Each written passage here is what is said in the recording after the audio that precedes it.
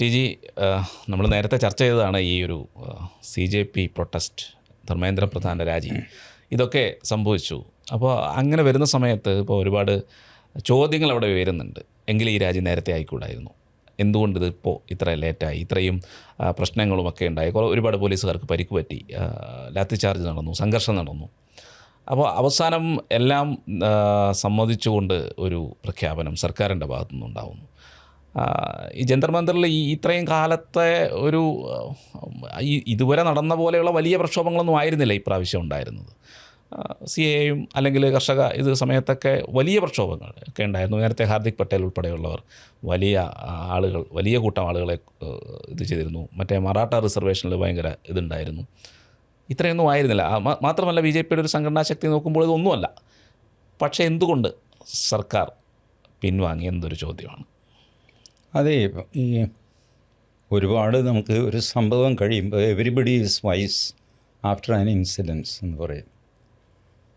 Dharmendra Pradhan for some reason ഏറ്റവും അൺപോപ്പുലറായ സ്റ്റബേണായ ഒരു മന്ത്രിയായിട്ട് കാണപ്പെട്ടു.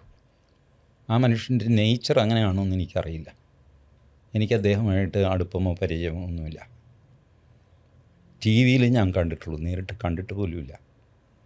ബട്ട് പുള്ളി കാണപ്പെട്ടത് പിടിവാശിക്കാരനായ I don't care for you എന്ന രീതിയിൽ പെരുമാറുന്ന ഒരു മനുഷ്യനായിട്ടാണ് കാണപ്പെട്ടത്. ഇതിൻ്റെ തുടക്കം വാസ്തവത്തിൽ സംഘപരിവാറിൽ നിന്ന് തന്നെയാണ്.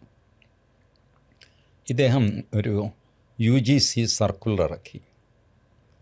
അത് പ്രകടമായിട്ടും അപ്പർ കാസ്റ്റിനെതിരായ സർക്കുലർ. ഇദ്ദേഹം OBCയുടെ മന്ത്രിയുമാണ്. അപ്പോൾ അപ്പർ കാസ്റ്റിനെ ഐസൊലേറ്റ് ചെയ്യുന്ന അല്ലെങ്കിൽ അവരെ ടാർഗറ്റ് ചെയ്യുന്ന ഒരു സർക്കുലർ, അത് എന്ത് കാരണം കൊണ്ടാണെങ്കിലും അത് ഇറക്കുമ്പോൾ വളരെ കെയർഫുള്ളായിരിക്കണമായിരുന്നു ഇദ്ദേഹം. അപ്പർ ക്ലാസ് ഇതിനെ ചോദ്യം ചെയ്തു. അപ്പർ ക്ലാസ് എന്ന് ജനറൽ കാറ്റഗറി എന്ന് വിചാരിച്ചാൽ മതി. GC എന്ന് GC ഇതിനെ ചോദ്യം ചെയ്തു. ധർമ്മേന്ദ്ര പ്രധാൻ മൈൻഡ് ചെയ്തില്ല. GC ഇദ്ദേഹത്തെ കാണാൻ ശ്രമിച്ചു, അപ്പോയിൻമെൻറ്റ് കൊടുത്തില്ല. GCയുടെ പ്രഷർ ഭയങ്കരമായിട്ട് വന്നു. ABVP അവരുമായിട്ട് അലൈൻ ചെയ്തു. ABVP ഒരു പ്രസ്താവന ഇറക്കി. GC അവരെ വിദ്യാർത്ഥികളെന്ന് വിളിക്കാമോ എന്ന് എനിക്കറിയില്ല. വിദ്യാർത്ഥികളെന്ന് പറഞ്ഞാൽ വേറെ കുറച്ച് പേരാണ്. ഏതായാലും അവരും ആ കോളേജിൽ പഠിക്കുന്നവരാണ്. ഡൽഹി യൂണിവേഴ്സിറ്റി കുറേ സ്ഥലത്ത് അവർ പ്രകടനം നടത്തി. അവർ ജന്തർ മന്ദറിൽ വരാൻ തീരുമാനിച്ചു. അവരെ ഹൗസ് അറസ്റ്റ് ചെയ്യിച്ചു. ധർമ്മേന്ദ്ര പ്രധാനോ എന്തോ ആയിക്കോട്ടെ, മോദി അഡ്മിനിസ്ട്രേഷൻ ഹൗസ് അറസ്റ്റ് ചെയ്തു നേതാക്കളെ. ഫുൾ ഡേ അവർക്ക് വീട്ടിൽ നിന്ന് പുറത്തിറങ്ങാൻ പറ്റില്ല. പോലീസുകാരൻ പുറത്ത് കാവലിരിക്കുന്നു 2 പേര്. അവർ ആ ഫോട്ടോയൊക്കെ സോഷ്യൽ മീഡിയയിൽ പ്രചരിപ്പിച്ചു. നത്തിങ്, ഗവൺമെൻറ് മൈൻഡ് ചെയ്തില്ല, പോടാപ്പില്ലേ. അവർ തോറ്റ് പിൻവാങ്ങി. കാരണം അവരുടെ സ്വന്തം സർക്കാരാണ്. അങ്ങനെ പാളയത്തിലാണ് ധർമ്മേന്ദ്ര പ്രധാന് എതിരെ ആദ്യം പടയൊരുങ്ങുന്നത്. അതാരും അറിയാതെ അങ്ങനെ അങ്ങ് പോയി. ഞാൻ അത് ശ്രദ്ധിച്ചെങ്കിലും ഞാനായിട്ടത് കേരളത്തിൽ വിളമ്പണ്ട എന്ന് വിചാരിച്ചിട്ട് ഞാനൊന്നും മിണ്ടിയില്ല. കേരളത്തിലെ ആളുകൾ പൊതുവെ ഈ ഹിന്ദി അറിഞ്ഞുകൂടാത്തവരോ മനസ്സിലാകാത്തവരോ താല്പര്യമില്ലാത്തവരോ ആയതുകൊണ്ട് അവർ ഹിന്ദി ചാനലുകൾ കാണാറില്ല. ഹിന്ദി യൂട്യൂബും അവർ കാണാറില്ല. അതുകൊണ്ട് ഇനി അഥവാ കണ്ടിട്ടും എന്നെപ്പോലെ മിണ്ടാഞ്ഞതാണോ എന്നറിയില്ല. അല്ലെ അത് ഇഷ്യൂ അല്ലാതെ പോയി. പക്ഷെ അതിൻ്റെ ഒരു കയ്പ്പ് ഇങ്ങനെ കിടന്നു. അത് കഴിഞ്ഞാണ് ഈ നീറ്റ് പരീക്ഷയുടെ ചോർച്ച, CBSEയുടെ വാല്യുവേഷനിൽ നടന്ന പ്രശ്നം. ഇത് രണ്ടും, ഇതിനും ധർമ്മേന്ദ്ര പ്രധാൻ്റെ ഒരു പ്രതികരണം ഉണ്ടായില്ല. 22 ലക്ഷം പേര് നീറ്റ് എഴുതി എന്ന് പറയുന്നു. You owe an explanation to them. അപ്പോൾ എന്നോടൊരാൾ പറഞ്ഞു, തിരുനെൽവേലിയിലാണ് അയാൾക്ക് സെൻറ്റർ കിട്ടിയത്, അയാളുടെ മകൾക്ക്. കേരളത്തിൽ നിന്ന് മധ്യ കേരളത്തിലാണ് അയാളുടെ വീട്. അവിടുന്ന് തിരുനെൽവേലിയിൽ പോയി വെളുപ്പിനെ 3:30 മണിക്കാണ് മെസ്സേജ് വരുന്നത്, പരീക്ഷ ക്യാൻസൽ ചെയ്തു. ഇവർ തിരിച്ചു വന്നു. അച്ഛനും അമ്മയും മകളും കൂടെ തിരിച്ചു വന്നു. അടുത്ത മാസമോ മറ്റുമാണ് നീറ്റ് PG പരീക്ഷ. അതിലും ഇദ്ദേഹത്തിൻ്റെ ഒരു മകളുണ്ട്, അവളെ കൊണ്ടുപോകണ്ടേ, പോയി, അത് ലീക്കായി. എന്ത് ചെയ്യണം? അയാൾ എന്നോട് പറഞ്ഞു, ചേട്ടൻ എൻ്റെ സാമ്പത്തിക സ്ഥിതിയൊക്കെ അറിയാമല്ലോ, 30,000 രൂപയാണ് ഈ 2 ട്രിപ്പിനായിട്ട് നഷ്ടപ്പെട്ടത്. എന്തിനാണ് കേരളത്തിലെ കുട്ടികളെ തിരുനെൽവേലിയിൽ സെൻറ്റർ കൊടുക്കുന്നത് എനിക്കറിയില്ല. ഇതിപ്പോൾ നീറ്റ് പരീക്ഷ നടത്തുക എന്ന് പറഞ്ഞാൽ റോക്കറ്റ് സയൻസ് ആണ് എന്ന് നമ്മൾ മനസ്സിലാക്കണം. അതുകൊണ്ടാണ് നീറ്റ് പരീക്ഷയിൽ വരുത്തേണ്ട മാറ്റങ്ങൾ ആദ്യം ISRO ചെയർമാനായിരുന്ന രാധാകൃഷ്ണൻ ഇത് കൊടുക്കുന്നു, സജഷൻസ് കൊടുക്കുന്നു. ഇപ്പോൾ പുതിയ കമ്മിറ്റി, അതിനകത്ത് ISRO ചെയർമാൻ സോമനാഥ് ഇരിക്കുന്നു. So it must be rocket science. ഒരു പരീക്ഷ നടത്തുക എന്ന് പറഞ്ഞാൽ ഭയങ്കര കോംപ്ലിക്കേറ്റഡ് ആയിട്ടുള്ള റോക്കറ്റ് സയൻസാണ്. എൻ്റെയോ വൈദ്യത്തിൻ്റെയോ ഒന്നും തലയിൽ കയറാത്ത വലിയൊരു സാധനമാണ് എന്ന് അഡ്മിനിസ്ട്രേഷൻ നമ്മളോട് പറയുന്നു. ഇതൊക്കെ എന്താ നമ്മുടെ നാട്ടിൽ നടക്കുന്നത്? ഒരു പരീക്ഷ രഹസ്യമായിരിക്കണം, ക്വസ്റ്റ്യൻ പേപ്പർ ലീക്കാവരുത്, ഇത്രയല്ലേ ഉള്ളൂ. എത്ര പരീക്ഷ കേന്ദ്ര സർക്കാർ തന്നെ നടത്തുന്നു, UPSC നടത്തുന്നു, അതിൻ്റെ ഒന്നും ക്വസ്റ്റ്യൻ പേപ്പർ ലീക്കാവുന്നില്ലല്ലോ. ഇപ്പം ലീക്കാവാതെ ഇത് നടത്താനറിയാം. ഇപ്പം ലീക്കാവാൻ ആർക്കാണ് ഇത്ര വാശി? ഒന്ന് കോച്ചിങ് സെൻറ്ററുകൾക്കാണ്. ഇന്നിപ്പോൾ കേരളത്തിൽ നോക്കിക്കോളൂ, വാർത്തയായിട്ട് ഒരു പരസ്യം വരും, ഒരു കോച്ചിങ് സെൻറ്ററിൻ്റെ വാർത്തയായിട്ട് വായിക്കുന്നു ചാനലിലെ ആൾക്കാർ.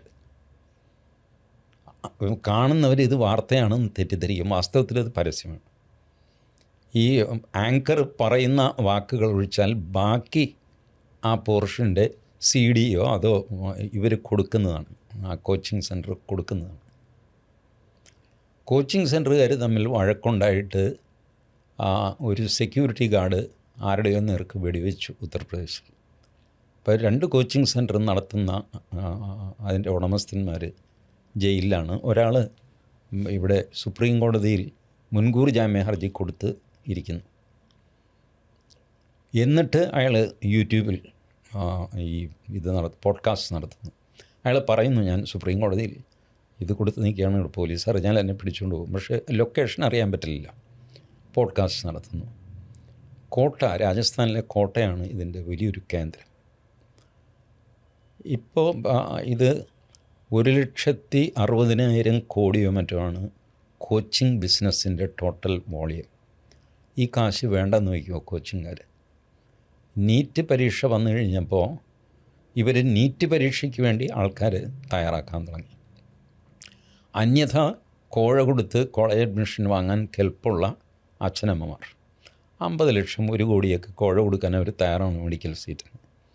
പക്ഷേ കോഴ കൊടുത്താൽ നടക്കില്ല, നീറ്റ് പരീക്ഷ പാസ്സാകും.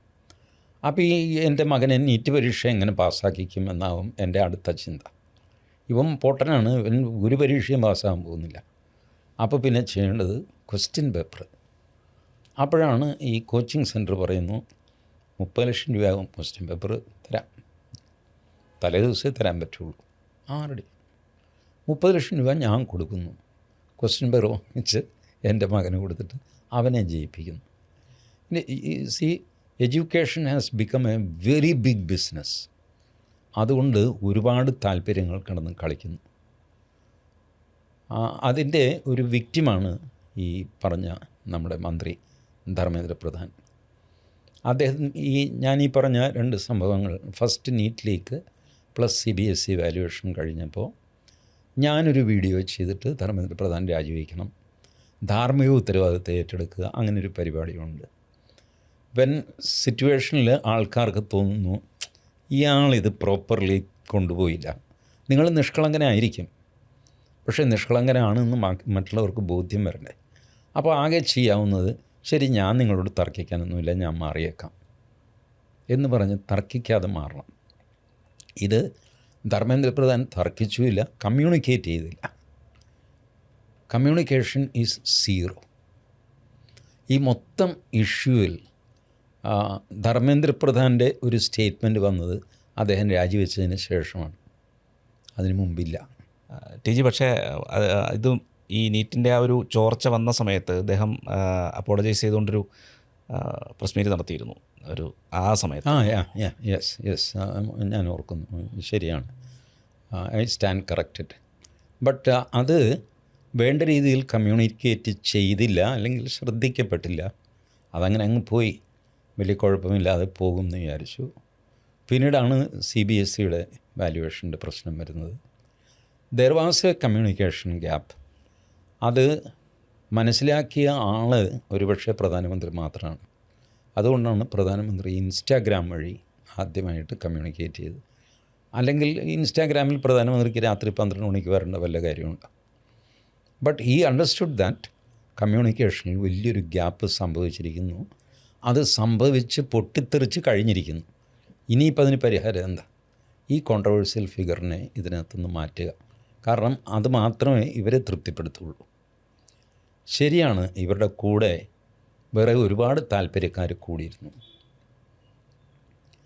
പള്ളിയിലച്ചന്മാർ കൂടിയിരുന്നു. എല്ലാവരും ധരിച്ചത് FCRA ബില്ലിൽ അവരുടെ ദേഷ്യം തീർക്കാൻ അവർ കൂടിയെന്നാണ്. അതിനാണോ അവർ കൂടിയതെന്ന് എനിക്കറിയില്ല. പക്ഷേ എൻ്റെ നോട്ടത്തിലുള്ള നീറ്റ് പരീക്ഷ ഇല്ലാതാക്കാൻ ഒരു ശ്രമം എല്ലാവരുടെയും ഭാഗത്തുനിന്നുണ്ട്. കാരണം ഈ നേരത്തെ കോഴ വാങ്ങി അഡ്മിഷൻ കൊടുക്കുന്ന ഏർപ്പാട് നീറ്റ് വന്നപ്പോൾ നിന്നുപോയല്ലോ. അതിൽ വരുന്ന നഷ്ടം എത്രയാണ്? നിസ്സാര നഷ്ടമാണ്. അപ്പോൾ ഈ പറഞ്ഞ പള്ളിയിലച്ചന്മാർക്കും ഈ നീറ്റ് വേണ്ട. കാരണം ഇത്ര വലിയ തലവേദനയാകുമ്പോൾ ഗവൺമെൻറ്റിന് മുമ്പിൽ ഒരു ഓപ്ഷൻ കൂടെ ഉണ്ട്, ഇതങ്ങ് വേണ്ടെന്ന് വയ്ക്കുന്നത്. പഴയ പോലെ ആയിക്കോട്ടെ. തമിഴ്നാട്ടിൽ പറയുന്നുണ്ടല്ലോ അത്. തമിഴ്നാട് തുടക്കം മുതൽ പറയുന്നുണ്ട്. കാരണം the money which they're lose. തമിഴ്നാട്ടിലെ പൊളിറ്റീഷ്യൻസിനൊക്കെ കോളേജുകളുണ്ട്, അവിടുത്തെ അഡ്മിഷന് കിട്ടുന്ന കാശ് ഇതൊരു പ്രശ്നമല്ലേ? സാമ്പത്തിക നഷ്ടം ആർക്കെങ്കിലും ഉണ്ടാകുമ്പോൾ അയാൾ വലിയ തത്വന്യായമൊക്കെ പറഞ്ഞിട്ട് അപ്പോൾ ഇതിങ്ങനെ അലമ്പായി കഴിയുമ്പോൾ ഗവൺമെൻറ്റിന് മുമ്പിൽ ഈ ഓപ്ഷനും വരും. ബ്യൂറോക്രസിക്ക് ഇൻപുട്ട് കൊടുത്ത് ബ്യൂറോക്രസി ഇതും വയ്ക്കും. സാർ ഒരു കാര്യം, ഈ ദുരിതത്തിൽ നിന്ന് മാറാനുള്ളൊരു കാര്യം ഞാൻ പറഞ്ഞു തരട്ടെ, ഇത് വേണ്ടെന്ന് വയ്ക്കും. നീറ്റ് ഇല്ലാത്തപ്പോഴും ഇവിടെ അഡ്മിഷനും മെഡിക്കൽ കോളേജും ഒക്കെ നടന്നതല്ലേ, അന്ന് എല്ലാവരും ഒക്കെ പഠിച്ചതല്ലേ. ഇടവും അത് കോഴ ഈ ആരെങ്കിലും രഹസ്യമായിട്ട് ഒരാൾക്ക് പൈസ കൊടുത്താൽ നമുക്കത് തടയാൻ പറ്റുമോ? പറ്റില്ലല്ലോ. നമ്മളെന്തിനാണ് എതിർത്ത് തലയിൽ ലഭിക്കുന്നത്? കോഴ കൊടുത്തത് പ്രശ്നമാകുകയാണെങ്കിൽ അതൊരു ഇൻഡിവിജ്വൽ കേസ്. അതെങ്ങനെയാണെന്ന് വെച്ചാൽ കോടതികൾ ഹാൻഡിൽ ചെയ്തോളും. നമ്മൾ വെറുതെ വേണ്ടാതെ ചുമതലയെടുത്ത് നമ്മുടെ തലയിൽ വെച്ച് ഇപ്പം നമുക്ക് ഉറക്കമില്ല. അപ്പോൾ സർക്കാർ വിചാരിക്കും അത് ഒരു ശരിയാണ്, ഈ കുന്തം അങ്ങ് വേണ്ടെന്ന് വയ്ക്കുക. ആകെ പിന്നെന്താ? അതിൻ്റെ പൊളിറ്റിക്കൽ എംബറാസ്മെൻറ്റാണ്. നീറ്റ് വാസ്തവത്തിൽ കൊണ്ടുവന്നത് UPA സർക്കാരാണ്. ഇവരത് കണ്ടിന്യൂ ചെയ്തു, വലുതാക്കി മുഴിപ്പിച്ചു. അപ്പോൾ ഇത് പറയുകയും ചെയ്യാം, നിങ്ങളാണ് കൊണ്ടുവന്നത്, ഇത് കുളമായി മുന്നോട്ട് പോകാൻ നിർവാഹമില്ല, അതുകൊണ്ട് ഞങ്ങളിത് വേണ്ടെന്ന് വെച്ചു. ഇങ്ങനെ ഒരു തീരുമാനത്തിലെത്തിക്കാം. സർക്കാരിനെ പല രീതിയിൽ സമ്മർദ്ദം ചെയ്ത് പല ഫീഡ്ബാക്ക് കൊടുത്തിട്ട് കുഴപ്പത്തിലാക്കാനോ നന്നാക്കാനോ ഒക്കെ സംഭവിക്കും. ഏതായാലും അതിനകത്ത് ധർമ്മേന്ദ്ര പ്രധാൻ വിക്റ്റിമായി. കാരണം എല്ലാവർക്കും തോന്നിയില്ലേ ഈ മനുഷ്യനെ ഒഴിവാക്കിയാൽ ഈ പ്രശ്നം തീരുമെന്ന്. വാസ്തവത്തിലില്ല. പ്രശ്നം തീർക്കാനായിട്ട് അതിലും വലിയ കമ്മിറ്റി ഇപ്പോൾ ഉണ്ടാക്കിയിരിക്കുകയാണ്. നന്ദൻ നീലക്കേനിയുടെ നേതൃത്വത്തിൽ ഡോക്ടർ സോമനാഥ്, അതുപോലെ IB director, retired IB director. ഇത് ഇത്ര വലിയ സാധനം? എനിവേ ശരി, ഞാൻ ഇത് ആഴത്തി പഠിച്ചിട്ടില്ല, അതുകൊണ്ട് IB ഡയറക്ടറോ ഇൻ്റർപോളിൻ്റെ ഡയറക്ടറോ ആരെങ്കിലും ക്വസ്റ്റ്യൻ പേപ്പർ സെറ്റ് ചെയ്യാൻ കൊണ്ടുവരട്ടെ. അപ്പോൾ അങ്ങനെ ചെയ്ത് ഇത് വിദ്യാഭ്യാസ രംഗം പരിഷ്കരിക്കാനൊക്കെ തീരുമാനിച്ചു. ഈ ലോജിക്കലായിട്ടുള്ള ഒരു ചോദ്യം ഇവരാരും ചോദിച്ചില്ല. NEET paper ലീക്കായി. 37-ാം ദിവസം അടുത്ത നീറ്റ് പരീക്ഷ നടന്നു. അവിടുന്ന് 25-ാം ദിവസം റിസൾട്ട് വന്നു. പിന്നെ ഇത് കൗൺസിലിംഗ് ഒക്കെ നടക്കുന്നു. സോ ഓൾറെഡി കഴിഞ്ഞു പോയ ഒരു സാധനത്തിന് വേണ്ടിയിട്ടാണ് ഈ സമരം. നിങ്ങൾ നീറ്റ് പരീക്ഷ ലീക്കായപ്പോൾ പെട്ടെന്ന് സമരം ഉണ്ടായിക്കഴിഞ്ഞാൽ അതൊരു സ്പോണ്ടേനിയസ് സമരമാണെന്ന് പറയാം. രണ്ടാം പരീക്ഷ ഞാൻ എഴുതുകയില്ല, ചെറുപ്പക്കാർക്ക് അങ്ങനെ പറയാമല്ലോ. ഞാനൊക്കെ ഈ ബോൺ നിഷേധികളാണ് പണ്ട് മുതലേ. ജെൻസി കാലവും ഇപ്പോൾ ഈ വാർദ്ധക്യത്തിൽ പോലും ഞാനൊരു നിഷേധിയാണ്. അപ്പോൾ എനിക്കിത് നന്നായിട്ട് മനസ്സിലാവും. വീണ്ടും പരീക്ഷ എനിക്ക് സൗകര്യമില്ല. ആദ്യത്തെ പരീക്ഷ എന്നാൽ പിന്നെ എനിക്ക് 100 മാർക്ക് വെച്ച് എല്ലാവർക്കും കൊടു, ഇങ്ങനെയൊക്കെ പറഞ്ഞ് കച്ചറയാണ്. അതും ഉണ്ടായില്ല. അതിൻ്റെ റിസൾട്ട് വന്നു. റിസൾട്ട് വന്നു കഴിയുമ്പോൾ ബഹളം നടക്കണ്ടേ, പണ്ട് എഴുതിയ പരീക്ഷ ഞാൻ ജയിക്കുമായിരുന്നു, ഇപ്പോൾ ഞാൻ തോറ്റില്ലേ എന്നൊക്കെ ചോദിച്ച് അതും ഉണ്ടായില്ല. കൗൺസിലിംഗ് ഒക്കെ നടക്കുന്ന സമയത്താണ് പെട്ടെന്ന് നീറ്റിനായിരുന്നില്ല ഇത്. ഈ അഭിജിത് ദീപ് അമേരിക്കയിൽ നിന്ന് വന്നത് എന്തിനാണ്? പാറ്റ പാർട്ടി അവരുടെ ആവശ്യം എന്താ? ചീഫ് ജസ്റ്റിസിനെ കുഴപ്പത്തിലാക്കാനാണ് അവർ വന്നത്. അവരുടെ ഫസ്റ്റ് ഡിമാൻഡ് അന്ന് CJP എന്ന് പറഞ്ഞിട്ട് ഇൻസ്റ്റയിൽ അവരിട്ട ഫസ്റ്റ് അവരുടെ തീരുമാനം, പാർട്ടി അധികാരത്തിൽ വന്നാൽ എടുക്കുന്ന ഫസ്റ്റ് തീരുമാനമായിട്ട് അവർ പറഞ്ഞത് റിട്ടയർ ചെയ്ത ജഡ്ജിമാർക്ക് ഒരു പോസ്റ്റും കൊടുക്കില്ല. This was number 1. പിന്നെ അംബേദ്കറിൻ്റെ ഭരണഘടന തേങ്ങ മാങ്ങാന്നൊക്കെ പറഞ്ഞ് കുറച്ച് നീറ്റില്ല എന്ന്. ഇയാളിവിടെ വരുന്നതിനിടയ്ക്കാണ് ഈ നീറ്റ് തുടങ്ങുന്നത്. അപ്പം നീറ്റിൽ കയറി പിടിച്ചതാണ്, അല്ലാതെ നീറ്റിന് വേണ്ടിയിട്ട് ഉള്ള സമരമായിരുന്നില്ല അത് തുടക്കത്തിൽ. പിന്നീട് അത് നീറ്റായിട്ട് മാറി. ഏതായാലും ഈ ധർമ്മേന്ദ്ര പ്രധാൻ ഈ കുഴപ്പത്തിൽ ചാടി. സ്വന്തക്കാർ പോലും താങ്ങാനുണ്ടായുമില്ല. വലിയ പബ്ലിക് സപ്പോർട്ട് ധർമ്മേന്ദ്ര പ്രധാന് റൈറ്റ് വിങ്ങിൽ നിന്ന് കിട്ടിയില്ല. കിട്ടാഞ്ഞതിൻ്റെ കാരണം മറ്റേ UGC സർക്കുലറാണ്. UGC സർക്കുലറിൽ എന്തിനാണ് ആ ഒരു വാശി കാണിച്ചതെന്ന് എനിക്ക് അറിഞ്ഞുകൂടാ. പ്രകടമായ അന്യായമായിരുന്നു ആ സർക്കുലർ. അത് ഇവർ സുപ്രീം കോടതിയിൽ ചലഞ്ച് ചെയ്തു. സുപ്രീം കോടതി അത് സ്റ്റേ ചെയ്തു. സുപ്രീം കോടതിയിൽ സർക്കാർ പറഞ്ഞു ഈ സർക്കുലർ പരിശോധിക്കാൻ ഞങ്ങൾ 2 റിട്ടയർഡ് ജഡ്ജിമാരുടെ കമ്മീഷൻ വയ്ക്കാമെന്നൊക്കെ പറഞ്ഞു. What A thing! ഒരു സർക്കുലർ പരിശോധിക്കാനായിട്ട് 2 റിട്ടയർഡ് ജഡ്ജിമാർ. അവിടെ ഈഗോയാണ് കളിച്ചത്, ധർമ്മേന്ദ്ര പ്രധാൻ്റെ ഈഗോ. സുപ്രീം കോടതി സ്റ്റേ ചെയ്താൽ പോലും അവിടെ ഞാൻ 4 കാലിൽ നിൽക്കാനായിട്ട് 2 റിട്ടയർഡ് ജഡ്ജിമാരുടെ അതൊന്നും പാടില്ലായിരുന്നു. അപ്പോൾ ഈ സ്വന്തക്കാരുടെ ഇടയിൽ നിന്ന് സപ്പോർട്ട് ഏകദേശം വട്ടപൂജ്യമായി Dharmendra Pradhan. Twitter timeline എടുത്ത് നോക്കുക. കേന്ദ്ര BJPയുടെ IT സെല്ലല്ലാതെ റൈറ്റ് വിങ്ങിന് സപ്പോർട്ടില്ല ധർമ്മേന്ദ്ര പ്രധാൻ. ചിലരൊക്കെ പരസ്യമായിട്ട് അങ്ങനെ തന്നെ വേണം എന്നൊക്കെ പറഞ്ഞു.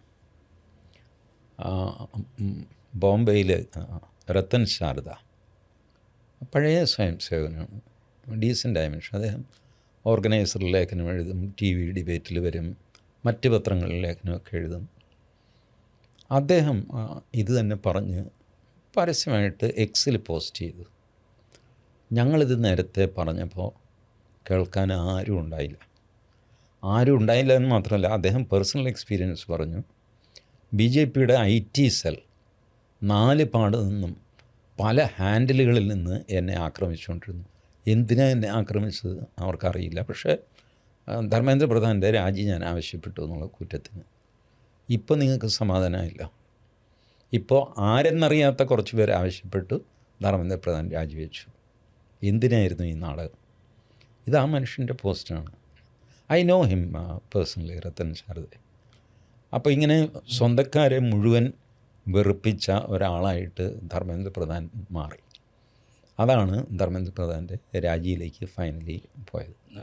അത് മാത്രമല്ല, നേരത്തെ പറഞ്ഞ പോലെ ഈ നീറ്റ് നന്നായിട്ട് നടക്കണമെന്നോ അല്ലെങ്കിൽ ഇനി അങ്ങനെയൊന്നും ഉണ്ടാകരുതെന്നോ എന്നുള്ള ചിന്തയിലല്ല പലപ്പോഴും ഈ ഒരു സമരം മുന്നോട്ട് പോയത്. അതിൻ്റെ കൂടെ ധർമ്മേന്ദ്ര പ്രധാൻ രാജിവെക്കണം, ഇത് നരേന്ദ്രമോദിക്ക് അടുത്തെത്തണം, നരേന്ദ്രമോദി വീഴണം, അങ്ങനെ ബംഗാളും ബംഗ്ലാദേശും ഒക്കെ ഇവിടെ ആവർത്തിക്കണം എന്നുള്ള ചിന്തയോടെ ഒരു പറ്റം ആളുകളുണ്ടായിരുന്നു ഇതിൻ്റെ കൂടെ. അത് മാത്രമല്ല, ഇപ്പോൾ ഇടതുപക്ഷം ഉൾപ്പെടെ ഇപ്പോൾ സോഷ്യൽ മീഡിയയിൽ കാണുന്നൊരു തമാശ, ഈ നരേന്ദ്രമോദിയെ തെറി വിളിക്കുന്ന വീഡിയോയിൽ ആനന്ദം കൊള്ളുന്ന വളരെ ഒരു ഇൻ്റലക്ച്വൽ എന്ന് പറയപ്പെടുന്ന പലരും സോഷ്യൽ മീഡിയയിലുണ്ട്, പല നിരീക്ഷകർ. ഇവരൊക്കെ നരേന്ദ്രമോദിയെ തെറി വിളിക്കുന്നത് കണ്ടിട്ട് എല്ലാ ദിവസവും സന്തോഷിക്കുകയാണ്, പൊട്ടിച്ചിരിക്കുകയാണ് എന്ന് പറഞ്ഞിട്ട് പറയുന്നവരുൾപ്പെടെയുള്ളവർ. അപ്പോൾ ഇവരൊക്കെ ചിന്തിച്ചതായി യഥാർത്ഥത്തിൽ ഇവർക്കാർക്കും നീറ്റിൻ്റെ വിഷയത്തിലൊരു പ്രശ്നം ഉണ്ടായിരുന്നില്ല. നീറ്റ് ഓക്കെ, ഈ വിഷയം മോദിക്കെതിരെ എത്തുക എന്നുള്ളത് മാത്രമേ ഉണ്ടായിരുന്നുള്ളൂ പ്രധാന ലക്ഷ്യം. അത് മാത്രമല്ല, 1-2 പേര് ചോദിക്കുന്നത് പലപ്പോഴും പുള്ളിക്ക് അങ്ങ് രാജിവെച്ചാൽ പോരെ, എന്തിനാണ് പിടിച്ചുകൊണ്ടിരിക്കുന്നത്, പുള്ളിയെ നീറ്റല്ല വിഷയം.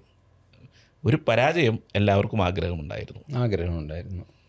അത് മോദി സാധിച്ചു കൊടുക്കുകയും ചെയ്തു.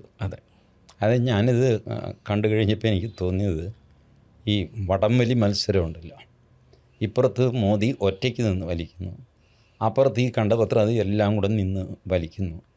അതിൻ്റെ പെനൾട്ടിമേറ്റ് പോയിൻറ്റിൽ മോദി കയറ് വിട്ടു കൊടുക്കുന്നു, ഇവർ മലനടിച്ച് വീഴുന്നു. ഇതാണ് സീൻ. മലനടിച്ച് വീണതിൻ്റെ ഒരു ജാള്യത ഇവർക്കുണ്ട് താൻ. എന്താണെന്ന് വെച്ചാൽ ഇവരുടെ അജണ്ടയിൽ ഈ പിള്ളേർ നിന്നില്ല. അഭിജിത് ദീപ് കെ, മറ്റേ റാങ്ക, ഇവരാരും ഇതിന് കൂട്ടുനിന്നില്ല. ഇവരുടെ ആവശ്യം ഈ ധർമ്മേന്ദ്ര പ്രധാൻ രാജിവെച്ച് കഴിഞ്ഞാൽ അടുത്തത് അമിത്ഷാ രാജിവെക്കുക, അല്ലെങ്കിൽ മോദി രാജിവെക്കുക എന്ന് പറഞ്ഞിട്ട് വീണ്ടും തുടങ്ങണം എന്നുള്ളതായിരുന്നു. അവർ ജെൻറ്റിൽമാനെ പോലെ അവർ സമരം അവസാനിപ്പിച്ച് ജന്തർ മന്ദർ വിട്ടുപോയി. പിന്നെ എന്തു ചെയ്യും? ഇവർ വിചാരിച്ചാൽ ആളെ കൂട്ടില്ല. ഇതൊരു ചെറുപ്പക്കാരുടെ ഒരു ആവേശത്തള്ളിച്ചയിൽ ഒരു നിമിഷം വന്ന ആൾക്കൂട്ടമാണ്. ബാക്കി പ്ലാൻ ചെയ്ത് വന്ന ആൾക്കൂട്ടവും. ഈ പ്ലാനിങ്ങുകാർ മാത്രമാണെങ്കിൽ ഇവർ തല്ലുമേടിച്ചേനെ. ബട്ട് അൺപ്ലാൻഡ് ആയിട്ട് വന്ന വിദ്യാർത്ഥികൾ കുറച്ചെങ്കിലും 20% ഇതിലുണ്ടായിരുന്നുള്ളൂ കേട്ടോ. ഈ ക്രൗഡിൽ വെറും 20% വിദ്യാർത്ഥികൾ. ആ വിദ്യാർത്ഥികൾ തന്നെ എല്ലാവരും നീറ്റ് എഴുതിയവരൊന്നുമല്ല, പക്ഷേ വിദ്യാർത്ഥികളാണ്. പക്ഷേ വിദ്യാർത്ഥി സമരത്തെ പിന്തുണച്ച് മറ്റുള്ളവർക്ക് വന്നുകൂടെ? വരാനൊന്നും കുഴപ്പമൊന്നുമില്ല. പക്ഷേ വിദ്യാർത്ഥികളെ പിന്തുണയ്ക്കാനായിരിക്കണം. അല്ലാതെ ആർട്ടിക്കിൾ 370 വീണ്ടും കൊണ്ടുവരണം, FCRA ബില്ല് ക്യാൻസൽ ചെയ്യണം, ഇങ്ങനെയൊക്കെയുള്ള ഒരുപാട് ആവശ്യങ്ങൾ വന്നല്ലേ. ഒമർ ഖാലിദിനെ തുറന്നു വിടണം. ഈ ആവശ്യങ്ങളുമായിട്ട് ഈ സമരത്തെ കൂട്ടിക്കെട്ടുന്നത് എങ്ങനെ? അപ്പോൾ ആളുകളുടെ നെറ്റി ചൊളിയും. ഇവൻ്റെ ഉദ്ദേശം ഈ ബഹളത്തിനിടയ്ക്ക് എൻ്റെയും കൂടെ കാര്യം നടക്കട്ടെ എന്ന് വിചാരിച്ച് ഈ ബസ് സ്റ്റാൻഡിലെ ചക്കാത്തിടി ഉണ്ടല്ലോ, പോക്കറ്റടിക്കാരനെ പിടിക്കും, പോലീസ് പിടിക്കുന്നു. പോലീസിൽ ഒരുത്തൻ ഒരു ഇടി വെച്ച് കൊടുക്കുന്നു, കണ്ടു നിൽക്കുന്നവരൊക്കെ ഇടിക്കുന്നു. നമ്മളും എന്താ സംഭവം നോക്കിയിട്ട് ഒരിടി നമ്മളും കൊടുക്കുന്നു. അതിനാണ് ചക്കാത്തിടി എന്ന് പറയുന്നത്. അങ്ങനെ ചക്കാത്തിടിക്കാൻ വന്ന ടീമാണ് ഈ നിരാശരായി പോയത്. മറ്റവർ ഈ പറഞ്ഞ പോലെ തന്നെ അവർ ഡിസ്പേഴ്സ് ചെയ്ത് അവരുടെ ആൾക്കാരെയൊക്കെ പിരിഞ്ഞു പോകണമെന്ന് ഈ ചർച്ച കഴിഞ്ഞപ്പോൾ തന്നെ അവർ അനൗൺസ് ചെയ്തു, എല്ലാവരും സ്ഥലം വിട്ടു പിരിഞ്ഞു പോക്കുമെന്ന്. അത് വലിയൊരു സെറ്റ് ബാക്ക് ആയിരുന്നു ഈ ടീമിന്. സത്യം പറഞ്ഞാൽ ഈ വടംവലിയിൽ മോദി ജയിച്ചു വിട്ടുകൊടുക്കലിലൂടെ. നമ്മൾ മത്സര വടംവലിയിൽ വലിച്ചിപ്പുറത്ത് എടുക്കുന്നവനാണ് ജയിക്കുന്നത്. പക്ഷേ പൊളിറ്റിക്സിൽ, ഭരണത്തിൽ ഒക്കെ പലപ്പോഴും വിട്ടുകൊടുത്ത് ജയിക്കേണ്ടി വരും. ഞാൻ പറയുന്നത് മോദിക്ക് ഒരു കലാപം, സമരം ഇത് കൈകാര്യം ചെയ്യാൻ അറിഞ്ഞുകൂടാത്ത ആളാണോ? അല്ല. ഗുജറാത്ത് കലാപം കൈകാര്യം ചെയ്ത മനുഷ്യനാണ്, അതും ഒറ്റയ്ക്ക്. അത്രയൊന്നുമില്ലല്ലോ ഇത്. അന്ന് മോദിക്ക് ഇത്ര എക്സ്പീരിയൻസ് പോലും ഇല്ല. അതിനുശേഷം എത്രയോ കലാപങ്ങൾ, ബഹളങ്ങളൊക്കെ ഹാൻഡിൽ ചെയ്തു. അപ്പോൾ ഇതും ഹാൻഡിൽ ചെയ്യാനൊക്കെ പറ്റും.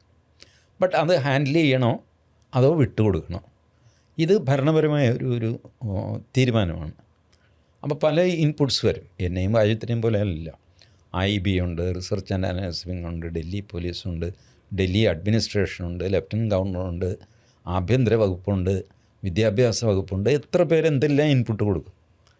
ഇതിൽ നിന്ന് ഒരു തീരുമാനം ഫൈനലി എടുക്കേണ്ടത് പ്രധാനമന്ത്രിയാണ്. പ്രധാനമന്ത്രി എപ്പോഴും ലോൺലി അറ്റ് ദ ടോപ്പ് എന്ന് പറയില്ല, ആ അവസ്ഥയാണ്. ഒറ്റയ്ക്കാണ്. Finally ടോപ്പിലെത്തിക്കഴിയുമ്പോൾ ഒറ്റയ്ക്കാവും.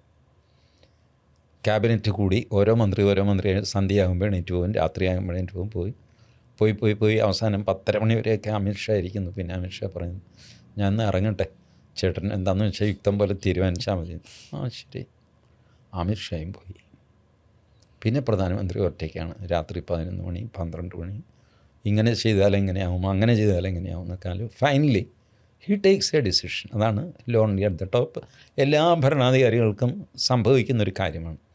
You cannot avoid that. ഈ പറഞ്ഞ നമ്മുടെ മുഖ്യമന്ത്രി VD സതീശനും ലോൺലി അറ്റ് ദ ടോപ്പ് ആവും പല ദിവസങ്ങളിലും, പല തീരുമാനങ്ങളിലും. എന്ത് ചെയ്താലും അതിൻ്റെ ഭവിഷ്യത്ത് പ്രധാനമന്ത്രിയുടെ ഉത്തരവാദിത്തമായിട്ട് മാറുകയും ചെയ്യും. അപ്പോൾ അങ്ങനെ മോദി ഫൈനലി തീരുമാനിച്ചു, ഈ വടത്തിൻ്റെ ഒരറ്റം ഞാനങ്ങ് വിടുന്നു, നോക്കാം നമുക്ക് എന്താ വരുന്നത്. വിട്ടു. That was successful. സപ്പോസ് ഇവർ പിരിഞ്ഞു പോകാതെ അടുത്ത ഡിമാൻഡുമായിട്ട് അവിടെ തന്നെ കുത്തിയിരിക്കുകയാണെന്ന് വെച്ചോ, അങ്ങനെയാണെങ്കിൽ ഈ വടം വിട്ടത് തെറ്റായിപ്പോയി എന്ന് നമുക്ക് പറയാം. അങ്ങനെയല്ല, അവർ പിരിഞ്ഞു പോയി. അതിൽ ഇളിഭരായത് നമ്മുടെ കേരള ടീം മാത്രമേ ഉള്ളൂ, വേറെ ആർക്കൊന്നുമില്ല. കേരളത്തിൽ നിന്ന് ഇപ്പോൾ ജോൺ ബ്രിട്ടാസ്, A.A. റഹീം, അതുപോലെ ഒരുപാട് പേരൊക്കെ പോയിരുന്നു. പൊതുവെ ഇടതുപക്ഷം ആണല്ല. അപ്പം അവർക്ക് വലിയ നിരാശയായി. ഒന്ന് ഈ ഇത് തോറ്റു എന്ന് മാത്രമല്ല, ഇത് നീട്ടിക്കൊണ്ടുപോകാൻ പറ്റിയില്ല, അവർക്ക് ക്രെഡിറ്റും കിട്ടിയില്ല, അവരെ ആരും മൈൻഡ് ചെയ്തില്ല. ഈ പിള്ളേർ കൺസൾട്ട് ചെയ്യണ്ടേ ബ്രിട്ടാസിനെയൊക്കെ, അവർ ചെയ്തില്ല. അവരാരെയും കൺസൾട്ട് ചെയ്തില്ല, അവർ തമ്മിൽ മാത്രം ആലോചിച്ചിട്ട് അവർ ചെയ്തു. നന്ദി പറഞ്ഞു എന്നൊരു മാത്രമേ ഉള്ളൂ. നന്ദി പറഞ്ഞു അവർ. അതിപ്പോൾ പങ്കെടുത്ത എല്ലാവർക്കും ആയിട്ട് നന്ദി പറഞ്ഞു. ബട്ട് ഇതിൽ ഞാൻ നോക്കിയിട്ട് രാഹുൽ ഗാന്ധി കോൺഗ്രസിൻ്റെ ഭാഗത്ത് നിന്ന് നോക്കുമ്പോൾ രാഹുൽ ഗാന്ധി ഇൻ്റലക്ച്വലായിട്ട് പെരുമാറി. രാഹുൽ ഗാന്ധിയുടെ വോട്ടാണ് ഈ CJP കൊണ്ടുപോകാൻ പോകുന്നത്. നാളെ അവരൊരു പാർട്ടി ആകുകയാണെങ്കിൽ ആരുടെ വോട്ടാണ് അവർ കട്ട് ചെയ്യാൻ പോകുന്നത്? മോദിയുടെ വോട്ടല്ല, ആൻറ്റി മോദി വോട്ടാണ്. ബേസിക്കലി കോൺഗ്രസിൻ്റെ വോട്ടാണ്. ഇതുപോലെ പണ്ട് അണ്ണാ ഹസാരെ വെച്ചിട്ട് അരവിന്ദ് കെജ്രിവാൾ ഉണ്ടായി. ഡാമേജ് ആർക്കാ? കോൺഗ്രസ്സിനാണ്. പിന്നെ കോൺഗ്രസ് ഡൽഹിയിൽ അധികാരത്തിൽ വന്നില്ല. അരവിന്ദ് കെജ്രിവാൾ 2 ടേമും പിന്നെ കുറച്ചും അധികാരത്തിൽ വന്നു. BJP അത്രയും കാലം മാറി നിന്നെങ്കിലും BJPക്ക് ഒരു ക്ഷീണമെന്ന് പറയാം. കാരണം അതിനു മുമ്പ് 15 വർഷം ഇവർ ഷീലാ ദീക്ഷിത് ഭരിക്കുമ്പോഴും BJP പുറത്തായിരുന്നു. BJP ഇപ്പോൾ ഭരണത്തിൽ വന്നു. കോൺഗ്രസ് ശുദ്ധശൂന്യമായി പോയി ഡൽഹിയിൽ. അപ്പോൾ ഇത് രാഹുൽ ഗാന്ധിക്ക് നന്നായിട്ടറിയാം. മാത്രമല്ല ഈ പിള്ളേർ കെജ്രിവാളിൻ്റെ ആൾക്കാരാണ് ഇവർ. നേരത്തെ പുള്ളിയുടെ IT സെല്ലിലും മീഡിയ സെല്ലിലും ഒക്കെ ഉണ്ടായിരുന്ന ആൾക്കാരാണ് വേഷം മാറി CJP എന്ന് പറഞ്ഞ് ഇറങ്ങിയിരിക്കുന്നത്. അപ്പോൾ എന്ത് പറഞ്ഞു കഴിഞ്ഞാലും ഇനി വരാൻ പോകുന്നത് പഞ്ചാബ് തിരഞ്ഞെടുപ്പാണ്. കോൺഗ്രസ്സിന് എന്തെങ്കിലും ഒരു പ്രതീക്ഷ ഉണ്ടെങ്കിൽ അത് പഞ്ചാബിലാണ്. ഇവരുടെ കൂടെ കൂടിയാൽ നഷ്ടമേ ഉണ്ടാവുകയുള്ളൂ എന്ന് രാഹുൽ ഗാന്ധിക്കറിയാം. അതുകൊണ്ട് രാഹുൽ ഗാന്ധി ഇവിടെ പോയില്ല, ജന്തർ മന്ദിറിൽ പോയേയില്ല. പകരം പ്രധാനമന്ത്രിയുടെ വസതിക്ക് മുമ്പിൽ കുത്തിയിരിക്കുക, ഒരു ബസ്സുമെടുത്ത് എങ്ങോട്ടെന്നില്ലാതെ പോകുക, അത് ഗാന്ധി സ്മൃതി മണ്ഡപത്തിലോ സംവേർ അവിടെ പോയി ഇങ്ങനെയൊക്കെ ചെയ്തിട്ട് ഇതുമായിട്ട് അലൈൻ ചെയ്യാതെ കോൺഗ്രസ്സിനെ പുള്ളി കൊണ്ടുപോയി. അലൈൻ ചെയ്തിരുന്നെങ്കിൽ അത് വലിയൊരു മണ്ടത്തരമായിട്ട് മാറിയേനെ. ഒരുപക്ഷെ ഇതിൻ്റെ നേതൃത്വം രാഹുൽ ഗാന്ധിക്ക് കിട്ടുമെന്നൊക്കെ ആരെങ്കിലും മോഹിക്കുകയോ ഉപദേശിക്കുകയോ ഒക്കെ ചെയ്ത് കാണും. പക്ഷെ അങ്ങനെയല്ല, ആ നേതൃത്വം അങ്ങനെ കിട്ടില്ല. അവരുടെ കൂടെ രാഹുൽ ഗാന്ധി ജോയിൻ ചെയ്താൽ അവരെക്കാൾ ചെറുതായി പോകും. രാഹുൽ ഗാന്ധി പറയുന്നത് അവർ കേൾക്കുന്ന അവസ്ഥ വരില്ല. അവർ പറയുന്നത് രാഹുൽ ഗാന്ധി കേൾക്കുകയും അവരുടെ കാൽച്ചുവട്ടിൽ ചമ്രം പടിഞ്ഞിരിക്കുകയൊക്കെ ചെയ്യേണ്ട ഗതികേട് വരും. അത് നമ്മുടെ MA ബേബി, പിന്നെ വൃന്ദ കാരാട്ട്, ഇവരൊക്കെ പോയിട്ട് ആ സോനം വാങ്ചുക്കിൻ്റെ കാൽക്കലിരിക്കുന്ന ഫോട്ടോ വന്നിരുന്നു, ചമ്രം പടിഞ്ഞിരിക്കുന്ന ഫോട്ടോ.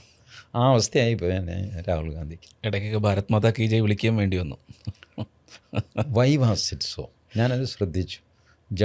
ജനഗണമന ചൊല്ലുന്നു, ദേശീയ പതാക വീശുന്നു. അതെ, അതിനർത്ഥം ഞങ്ങളെ രാജ്യദ്രോഹി എന്ന് വിളിക്കല്ലേ ചേട്ടാ, ഞങ്ങളാണ്, പക്ഷേ ഇത് കണ്ടില്ലേ ദേശീയ പതാക. അതിനു വേണ്ടി നമ്പർ ഇറക്കുന്നതാണ്. ഇത് 2016 ഈ JNU വന്ന സമയത്ത് ടുക്കടെ ഗ്യാങ്ങിൻ്റെ സമയം ഉണ്ടായിരുന്നല്ലോ. അന്ന് ദേശീയ പതാകയോ അല്ലെങ്കിൽ ഭാരതം അല്ലെങ്കിൽ ഇന്ത്യ നാഷണലിസം ഇതൊക്കെ വലിയ ബുദ്ധിമുട്ടുള്ള കാര്യമായിരുന്നു. പക്ഷേ 10 വർഷം കഴിഞ്ഞ് ഈ ഒരു 2026 നിൽക്കുമ്പോൾ ദേശീയ പതാക ഇല്ലാതെ പ്രക്ഷോഭത്തിന് ഇറങ്ങാൻ പറ്റാത്ത സാഹചര്യമായി. അത് ആര് വന്നാലും ദേശീയ പതാക വേണം. ദേശീയതയുടെ വലിയ വിജയമാണ്. അതെ. ഇതെല്ലാം ഡൽഹി പോലീസ് റെക്കോർഡ് ചെയ്തിട്ടുണ്ട്. ഫേസ് റെക്കഗ്നിഷൻ ആപ്പ് വെച്ചിട്ട്. അപ്പോൾ ഇന്നലെ ഡൽഹി ഹൈക്കോടതിയിൽ ഹർജി, ഒരു സ്ത്രീ മിസ്സിസ് റാവു അവരാണ് വാദിക്കുന്നത്. അവർ പറഞ്ഞു ഇതെന്തൊരു പരിപാടിയാണ്, ഫേസ് റെക്കഗ്നിഷൻ വഴി ഡൽഹി പോലീസ് നടത്തുന്നത്. They are intruding into my privacy. എൻ്റെ പ്രൈവസി ലംഘിക്കാൻ അവർക്ക് അവകാശമില്ല. അവർ വീഡിയോഗ്രാഫി നടത്തുന്നു. സർക്കാരിന് വേണ്ടി ഹാജരായത് നമ്മുടെ തുഷാർ മേത്തയാണ്. വീഡിയോ കോൺഫറൻസിലായിരുന്നു. തുഷാർ മേത്ത പറഞ്ഞു, പബ്ലിക് റോഡിൽ നിങ്ങൾക്ക് എന്താ പ്രൈവസി? പബ്ലിക് റോഡിൽ നിങ്ങളെങ്ങനെ നടത്തുന്നോ അതിൻ്റെ വീഡിയോ എടുക്കപ്പെടും. ട്രാഫിക്കിലൊക്കെ AI ക്യാമറകൾ ഇരിപ്പുണ്ട്. അത് പറ്റില്ല എന്നാണ് നിങ്ങൾ പറയുന്നത്. നിങ്ങളുടെ ആൾക്കാർ മറ്റുള്ളവരുടെ വീഡിയോ എടുക്കുന്നില്ലേ? അത് പ്രൈവസിയുടെ ലംഘനമല്ലേ? അപ്പോൾ അവർ പറഞ്ഞു ഞങ്ങളെടുക്കും, പക്ഷേ അതോറിറ്റി പോലീസ് എടുക്കാൻ പാടില്ല. ഇതാണ് വാദം. ഈ വാദം ഞാൻ മാത്രമല്ല, അഡ്വക്കേറ്റ് ഗോപാൽ ശങ്കരനാരായണനും ഉന്നയിക്കുന്നുണ്ട്. ഗോപാൽ ശങ്കരനാരായണൻ അതിന് മുമ്പ് മിനിഞ്ഞാന്ന് ഫൂളിഷായ ചില കാര്യം ഇവരെയൊക്കെ രക്ഷപ്പെടുത്തിയെടുക്കാൻ വേണ്ടി എന്തും വാദിക്കുമല്ലോ വക്കീലം. ഗോപാൽ ശങ്കരനാരായണൻ എണീറ്റിട്ട് പറഞ്ഞു, ഇല്ല, എൻ്റെ ഹർജിയിൽ ഇത്തരം വാദങ്ങളൊന്നുമില്ല എന്ന് പറഞ്ഞിട്ട് അവിടെ വെച്ച് തന്നെ കാറ്റൂരി വിട്ടു. അപ്പോൾ ഇവരുടെ ആവശ്യം ഇതാണ്, ഇവരാരുടെയും ഫോട്ടോ എടുക്കും, എന്തും ചെയ്യും, സോഷ്യൽ മീഡിയയിലിടും, മറ്റേത് ചെയ്യും. പക്ഷേ അവരുടെ ID ട്രാഫിക് ഇതിൽ പോലും ക്യാമറയിൽ പോലും കാണാൻ പാടില്ല. അതെല്ലാം നിയമവിരുദ്ധമാണ്. എല്ലാ ട്രാഫിക് ക്യാമറ അഴിച്ചുകൊണ്ട് പോലീസിന് ക്യാമറ പാടില്ല, മറ്റുള്ളവർക്ക് പാടില്ല, ടി വിക്കാരെയൊക്കെ തല്ലിയല്ലോ, മീഡിയയെ നല്ല കുശാലായിട്ട് തല്ലി. ടൈംസ് നൗ, ABP അവരെ കിടന്ന് തല്ല് വാങ്ങിച്ചു. അതോടെയാണ് അവർ കവറേജ് നിർത്തിയത്. കാരണം അവിടെ പോകാൻ നിർവാഹമില്ല, പോയാൽ തല്ല് കിട്ടും. ഗോദി മീഡിയ എന്നൊക്കെ പറഞ്ഞു. ഇവിടെയുള്ളവരും അവിടെ പോയിട്ടില്ല. മലയാളം മീഡിയ ഈ സമരത്തിൻ്റെ നടുക്ക് പോയി റിപ്പോർട്ട് ചെയ്ത് എത്ര പേരുണ്ട്. അറ്റത്ത് മുറി അവിടെ ഇവിടെയൊക്കെ നിന്നിട്ട് ചില രാഹുൽ ഗാന്ധിയെ ശരിക്കും കവർ ചെയ്തിട്ടുണ്ട്. അത് ധൈര്യമായിട്ട് പോകും, ആരും തല്ലുമൊന്നുമില്ല. ബട്ട് ഈ ജന്തർ മന്തർ സമരത്തിൻ്റെ നടുക്ക് പോയി റിപ്പോർട്ട് ചെയ്ത മലയാളം ചാനലുകൾ ഇപ്പം അതിൻ്റെ മൂലയ്ക്കൊക്കെ നിന്ന് കാണും. എന്നിട്ട് പുറകിൽ ആൾക്കൂട്ടത്ത് TV ചാനൽ എന്ന് പറഞ്ഞാൽ അടി കിട്ടും. പിന്നെ ഈ വിഷ്വൽസ് പുറത്ത് വന്നത് എങ്ങനെയാണ്? യൂട്യൂബേഴ്സ് വഴിക്കാണ്. യൂട്യൂബർമാരെ ഇവർക്ക് തിരിച്ചറിയാൻ പറ്റുന്നില്ല. TV അല്ല എന്നറിയാം, യൂട്യൂബറാണ്. അനുകൂലമായ യൂട്യൂബറാണോ എതിരാണോ എന്നും അറിയില്ല. അതുകൊണ്ട് തല്ലാതെ വിടും. യൂട്യൂബർ ഒരു സ്ത്രീയെയും തല്ലിയിട്ടുണ്ട് കേട്ടോ. തല്ലിയെന്ന് പറഞ്ഞു കഴിഞ്ഞാൽ വളരെ മോശമായ രീതിയിൽ പെരുമാറി ആ സ്ത്രീയോട്. അങ്ങനെയൊക്കെ ചെയ്തതാണ്. അതിൻ്റെ ദൃശ്യങ്ങൾ എല്ലാം നെറ്റിൽ ലഭ്യമാണ്. ബട്ട് നോർത്ത് ഇന്ത്യക്കാരാണ് അത് ചെയ്തിരിക്കുന്നത്. ഹിന്ദിയാണ് ഭാഷ. അതുകൊണ്ട് നമ്മുടെ ആൾക്കാർ സൗകര്യപൂർവ്വം അതങ്ങ് അവഗണിക്കുന്നു. ഈ ഒരു വിഷയം, അപ്പോൾ ഇങ്ങനെ ഒരു സംഭവം ഉണ്ടായി. ഇപ്പം നാളെ ഒരു ചോദ്യം വരുന്നത്, ഏതൊരു ബില്ല് പാസ്സാക്കുമ്പോഴും അല്ലെങ്കിൽ ഏതൊരു ഇങ്ങനെ കുറച്ച് പേര് കൂട്ടം കൂടി ജന്തർ മന്ദറിൽ വന്ന് പ്രശ്നമുണ്ടാക്കി നടന്നാൽ, ഒരു ജനാധിപത്യത്തിലൂടെ തിരഞ്ഞെടുക്കപ്പെട്ട സർക്കാർ ഇതിനെയൊക്കെ അംഗീകരിച്ചു കൊടുത്ത് ഇതൊന്നും ചെയ്യാതിരുന്നാൽ എങ്ങനെ മുന്നോട്ട് പോകും? there are methods. ഈ ഒരു റയട്ട്, വയലൻറ്റ് മോബ്, ഇതിനെയൊക്കെ കൈകാര്യം ചെയ്യാനുള്ള എക്സ്പെർട്ടീസ് പോലീസിൻ്റെ കയ്യിലുണ്ട്. ഞാൻ എൻ്റെ ഒരു അസസ്മെൻറ്റ് ഞാൻ പറയാം. അത് തെറ്റായിരിക്കാനാണ് സാധ്യത. കാരണം ഇൻപുട്സ് ഇല്ലല്ലോ നമുക്ക്. ബട്ട് ജസ്റ്റ് ഒരു ജനറൽ ഒബ്സർവേഷൻ വെച്ച് ഞാൻ പറയാം. റയട്ട് കൺട്രോളിൽ നമ്പർ 1 UP പോലീസാണ്, നമ്പർ 2 കേരള പോലീസാണ്, ഡൽഹി പോലീസ് വളരെ താഴെയാണ് റാങ്കിങ്ങിൽ. ഈ സ്ട്രീറ്റിനെ ഹാൻഡിൽ ചെയ്യുക എന്ന് പറഞ്ഞൊരു ഏർപ്പാടുണ്ട് അഡ്മിനിസ്ട്രേഷനിൽ. മിയർലി ബിക്കോസ് 10,000 പേര് ജാഥയായിട്ട് എന്നും പറഞ്ഞ് വന്നു കഴിഞ്ഞാൽ നിങ്ങൾ പേടിച്ചോടണം. ആയിരുന്നു സർദാർ പട്ടേലുള്ളപ്പോൾ തെലങ്കാന പ്രക്ഷോഭം, പോറ്റി ശ്രീരാമലു നിരാഹാരമിരിക്കുന്നു. നിരാഹാരം കുറേ ദിവസം കഴിഞ്ഞു, അവശ്യ നിലയിലായി ഇയാൾ. അപ്പോൾ സർദാർ പട്ടേൽ ഒരു സെക്രട്ടറിയെ വിളിച്ചിട്ട് പറഞ്ഞു, ഞാൻ ഇന്ന് 8 മണിക്ക് ഉറങ്ങാൻ കിടക്കും, എന്നെ ഡിസ്റ്റർബ് ചെയ്യരുത്. ശരി സാർ, എന്താ അങ്ങനെ പറയാൻ കാര്യം? മിക്കവാറും ഇന്ന് രാത്രി പോറ്റി ശ്രീരാമലു മരിക്കും, നിരാഹാരം കിടക്കുക. എനിക്ക് ഇൻ്റലിജൻസ് റിപ്പോർട്ട് കിട്ടിയിരിക്കുന്നു, മിക്കവാറും ഇന്ന് രാത്രി മരിക്കുന്നു. മരിച്ചാൽ വലിയ ബഹളം നടക്കും. ബഹളത്തെ എങ്ങനെ നേരിടണം എന്ന് ഞാൻ നിർദ്ദേശം കൊടുത്തിട്ടുണ്ട്. നെഹ്റു എന്നെ വിളിച്ച് ഉപദ്രവിക്കും. അതുകൊണ്ട് നെഹ്റു പറഞ്ഞൊന്നും എൻ്റെ ഉറക്കം തടസ്സപ്പെടുത്തരുത്. ആര് പറഞ്ഞാലും എന്ത് സംഭവിച്ചാലും എന്നെ വിളിക്കരുത്. പറഞ്ഞു പോയത് തന്നെ. പോറ്റി ശ്രീരാമലു മരിച്ചു, നെഹ്റു ബഹളം വെച്ചു, നെഹ്റു നിർദ്ദേശം കൊടുത്തു. ബട്ട് പോലീസ് പറഞ്ഞു, സാർ ആഭ്യന്തര വകുപ്പിൽ നിന്ന് വന്ന നിർദ്ദേശം ഇതാണെന്ന്. ഇറസ്പെക്റ്റീവ് ഓഫ് നെഹ്റൂസ് കോൾ അവർ മുന്നോട്ട് പോയി. ലഹള അടിച്ചൊതുക്കി. ലഹള ഒരു പുതിയ കാര്യമൊന്നുമല്ല. ഞാനത് ആ തുടക്കത്തിൽ തന്നെ പറഞ്ഞത്, നരേന്ദ്രമോദി ലഹള കാണാത്ത ആളാണ്, ഒറ്റയ്ക്ക് നേരിട്ട ആളാണ്. ഇതിലൊക്കെ എത്രയോ ഹ്യൂജ് ക്രൗഡ്, മോസ്റ്റ് വയലൻറ്റ്, അതും റിലീജിയസ് ഡിമാൻഡ്സ്. റിലിജിയനാണല്ലോ ഏറ്റവും അധികം തീ പിടിക്കുന്നൊരു സാധനം. റിലിജിയൻ, ജാതി, ഇതാണ് ഏറ്റവും അധികം വയലൻ്റ് ആവുന്ന സാധനം. അതിൽ റിലിജിയനെ പിടിച്ച തീയാണ് പുള്ളി ഹാൻഡിൽ ചെയ്തിട്ടുള്ളത്. എന്തൊരു എക്സ്പീരിയൻസ് ആണത്. അപ്പോൾ അത് കഴിഞ്ഞിട്ട് ഇതുപോലത്തെ ഈ അഡ്മിനിസ്ട്രേഷന് ചില മെത്തേഡ്സ് ഉണ്ട്, how to control a violent crowd ഉണ്ടാവുന്നതിന് മുമ്പ് അത് തടയുക, ഉണ്ടായിക്കഴിഞ്ഞാൽ 1 by 1 സ്റ്റെപ്പ് അതിൻ്റെ ഉണ്ട്, അത് വെച്ച് തടയുക.